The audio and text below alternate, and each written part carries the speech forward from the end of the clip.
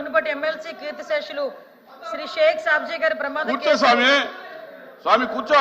పురోగతి వివరాలు గురించి అడిగారు అధ్యక్ష. శాంతించు, శాంతించు, నువ్వు కొంచెం శాంతించు. ఏంటి వాకౌటా ఏంటి నువ్వు?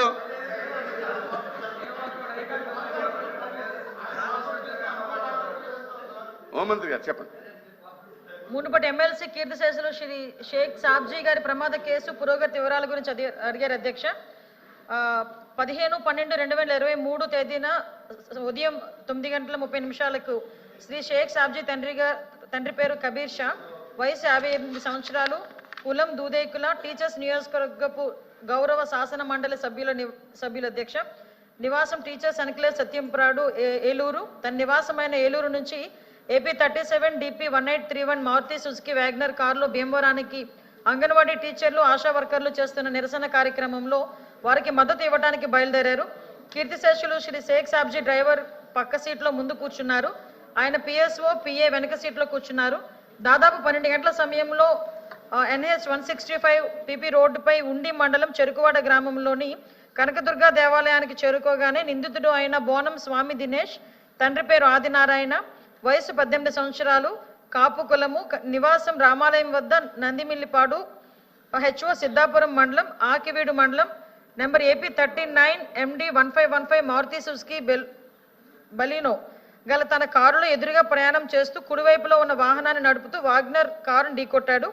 దీని ఫలితంగా కారు ముందు భాగం ధ్వంసమైంది. ముందు సీట్లో కూర్చున్న మృతులు షేక్ సాబ్జీ తీవ్రమైన గాయాల పాలై అక్కడికక్కడికే మృతి చెందారు. కారులో ప్రయాణిస్తున్న మరో 2 తీవ్రమైన గాయాల పాలయ్యారు. ఇందుకు సంబంధించి 15/12/23 తేదీన నేరం నెంబర్ 235/2023 304A 327 IPC సెక్షన్ల కింద ఉండి పోలీస్ స్టేషన్లో కేసును రిజిస్టర్ చేసి దర్యాప్తు చేయడం అయింది. ఈ కేసులో ఆకివీడు సర్కిల్ పోలీస్ ఇన్స్పెక్టర్ దర్యాప్తు నిర్వహించి దర్యాప్తు సమయంలో 18/12/2023 తేదీన CRPC 41A విభాగం కింద నిందితులకి నోటీస్ ఇవ్వడం జరిగింది. 1వ నిందితుడైన బోనం స్వామి దినేష్కు కారు నడిపేందుకు డ్రైవింగ్ లైసెన్స్ లేనందున ఈ కేసులో కారు యజమాని అయిన దోగిపర్తి రమేష్ను 2వ నిందితుడిగా IO జత చేశారు.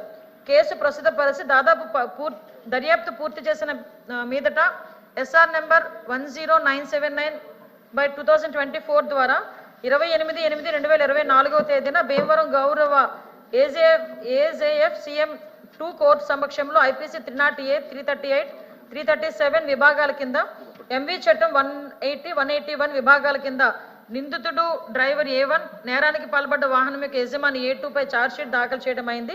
ఈ కేసులో CC నెంబర్ రావాల్సి ఉంది. రెండవ ప్రశ్నకి లేదండి. 3వ ప్రశ్న ఈ ప్రశ్న ఉత్పన్నం కాదు.